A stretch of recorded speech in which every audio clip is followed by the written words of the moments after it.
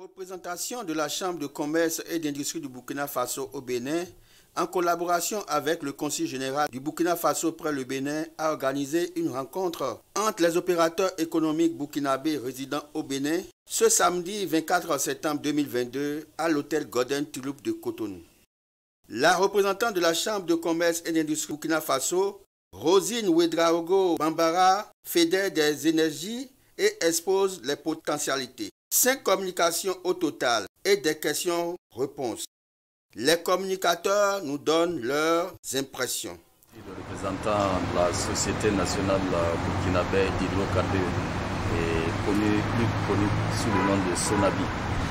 Oui, et la Chambre de commerce a bien voulu nous associer à une rencontre entre les opérateurs économiques et opérants au Bénin avec la communauté burkinabé pour mieux se présenter et mieux se vendre comme on le dit. Voilà. Nous l'apprécions très bien, c'est une première et nous espérons bien que ça ne sera pas la dernière. Et ça nous a permis de mieux faire connaître notre structure qui est, comme je le disais dans mon intervention, c'est la première société au Burkina avec 3000 camions qui font le transport des hydrocarbures et le corridor béninois représente 38% des importations d'hydrocarbures du Burkina. C'est le port de prédilection et des hydrocarbures pour le Burkina. Et nos attentes sont nombreuses. On aimerait déjà que nos compatriotes qui sont au Bénin ici puissent participer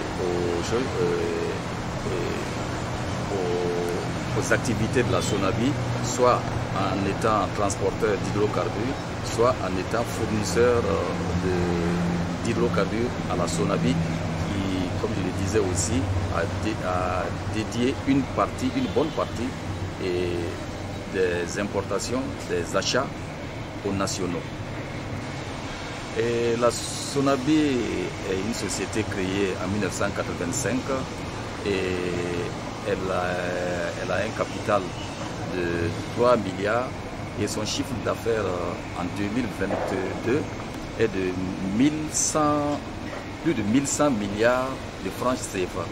Et elle est la première société du Burkina Faso, comme je l'ai dit, et la 115e sur les 500 premières entreprises africaines. Alors, nous sommes venus à Golden Tulip pour présenter les activités du groupe Progress au Bénin et montrer un peu les opportunités d'affaires que nous offrons aux entreprises et même aux particuliers qui souhaiteraient bien évidemment entrer dans l'activité de commercialisation de gaz. Mes impressions sont assez bonnes quand on vous offre la possibilité de montrer ce que vous faites et d'agrandir votre portefeuille partenaire. Ce n'est que de bonnes choses au fait. C'est pour nous vraiment l'occasion de remercier ceux qui ont eu l'idée de cette initiative et on espère véritablement que les participants repartiront avec des informations qui leur permettent bien évidemment pour ceux qui sont dans les affaires de saisir toutes les différentes opportunités que nous avons présentées sur le terrain. Nos attentes sont simples, c'est d'agrandir notre portefeuille client, c'est d'avoir de nouveaux partenaires, c'est d'avoir de nouveaux clients et c'est de continuer par montrer ou du moins d'avoir de nouveaux ambassadeurs que ceux qui ont eu le temps de nous entendre et de voir ce que nous faisons, qu'ils continuent au fait par apporter autour d'eux l'information de l'existence d'un groupe qui ne souhaite que travailler, que de créer des activités génératrices de revenus. Bon, je ne dirais pas que Progress est rare. Il faut partir du principe que nous venons d'arriver dans l'activité, nous travaillons au quotidien en fait à installer des points de vente. Et c'est ce que nous faisons en réalité. Donc en fonction des zones, l'installation se fait de façon progressive. Donc en fonction parfois des positions, nous indiquons aux agréés les endroits, ou du moins aux consommateurs, autant pour moi, les endroits de recharge. Et je pense qu'à ce niveau-là, il y a un travail de communication important qui se fait, il y a des contacts et tout. Ou pour tous ceux qui n'arrivent pas à recharger en fonction de leur position, on a le suivi clientèle, au fait, qui fait l'orientation nécessaire qui leur permet en fait, de recharger leur bouteille. Il faut garder à l'esprit que c'est une extension progressive, c'est une installation progressive, donc c'est vraiment avec le temps et c'est même l'avantage de ce genre de cérémonie parce que ça permet, comme je le disais, d'accroître le portefeuille clientèle, donc de multiplier la présence de points de recharge et de points de vente. La vision de Prograz, comme je l'ai dit au cours de ma présentation, tient essentiellement sur un certain nombre de points. Le premier, c'est déjà de constituer vraiment un réseau important de distribution de gaz et de carburant. C'est aussi de créer des activités génératrices de revenus à travers l'ouverture des points de vente. Et derrière, c'est vraiment d'offrir un service de qualité qui prend en compte une gamme variée de produits. Et enfin, c'est d'assurer la satisfaction clientèle. C'est un peu ça notre vision, c'est aussi un peu ça nos missions. Alors, comme je le disais au cours de ma présentation, Prograz, au fait, est une entreprise qui est créée en 2017. Et depuis 2017, nous essayons au fait de nous étendre sur le territoire. Nous avons véritablement démarré nos activités le 6 décembre 2019. Et aujourd'hui, nous sommes présents dans 24 localités, dans 24 communes, et avec plus de 500 points de recharge et de vente.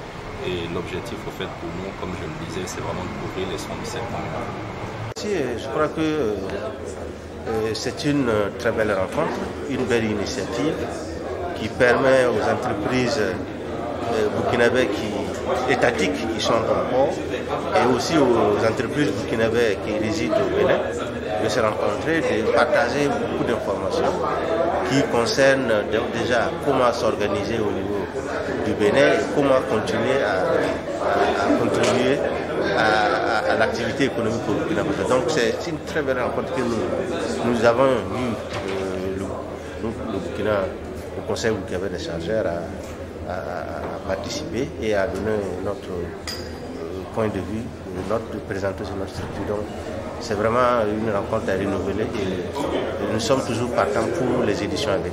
Et nous espérons en avoir encore plus, comme l'a dit le consul général, peut-être en avoir encore au niveau de certaines régions, surtout au nord où se trouvent effectivement des Burkinabés qui travaillent. Merci. Mon message, c'est que cette communauté doit continuer à se rapprocher des structures burkinabées qui sont présentes au Bénin et chercher à se formaliser, chercher à respecter les règles et s'établir de façon officielle, ce qui permet à eux de pouvoir bénéficier d'abord de l'accompagnement du pays, parce qu'ils sont installés officiellement, ils contribuent à l'activité économique du Bénin. Donc c'est vraiment les encourager aussi à s'unir et à être toujours très proches de leurs représentants, c'est-à-dire le consul, la chambre de commerce, le conseil burkinabé des chargeurs, qui leur permettra vraiment de prospérer aussi dans leurs activités. Parce que la diaspora, c'est une richesse pour tous les pays, donc le Burkina aussi. Je vous remercie. Alors, Coris Bank International Bénin est une filiale du groupe Coris, piloté par Coris Holding. Et donc, c'est un groupe qui est arrivé ici en terre béninoise en 2016, qui a évolué d'abord en tant que succursale et depuis 2019, elle est passée en filiale. Et donc, Coris Bank Bénin accompagne des entreprises en création, en développement et offre beaucoup de produits, divers produits bancaires et des services également, et pour le développement de l'activité économique des différentes entreprises et aussi des particuliers. Parce que nous n'accompagnons pas uniquement des entreprises, mais nous accompagnons également des particuliers. Et il y a aussi la possibilité d'ouverture des comptes variés, des comptes épargne, des comptes des dépôts à terre, voilà, et qui offre assez d'avantages quand même pour permettre aux acteurs économiques, je dirais, de pouvoir en bénéficier et de pouvoir développer leurs activités.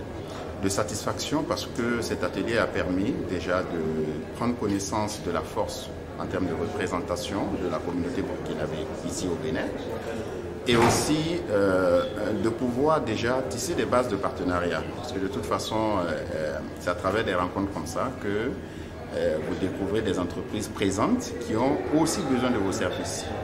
Et donc c'est pour moi l'occasion de féliciter tous les acteurs qui ont concouru à la tenue de cette rencontre. et qui va pour moi être une base de départ pour que les différentes entreprises qui ont pris part puissent quand même renforcer leur capacité en termes de partenariat et de pouvoir se développer. Alors c'est surtout de perpétuer la rencontre.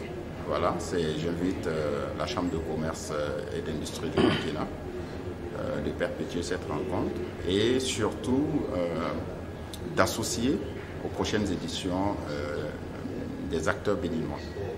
D'accord, parce que, quoi qu'on dise, c'est une terre qui nous accueille, c'est une terre qui a offert des opportunités économiques aux entreprises, et donc il est important que des acteurs économiques également soient associés, des acteurs béninois soient associés, pour davantage renforcer nos liens et permettre aux entreprises burkinabées de prospérer. Écoutons à présent la représentante de la Chambre de commerce du Burkina Faso au Bénin. Nous avons vu de l'engouement auprès de la communauté burkinabé qui a vraiment souhaité que nous réorganisons ces genres de rencontres-là pour leur permettre de mieux comprendre et de mieux se positionner sur le marché béninois.